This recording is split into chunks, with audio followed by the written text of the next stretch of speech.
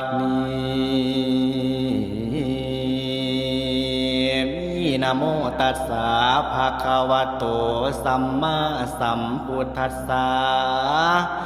เว้าขึ้นว่าความกังตั้งขึ้นความเก่าสามความแล้วสิเปล่ายามเมื่อเข้าวันนี้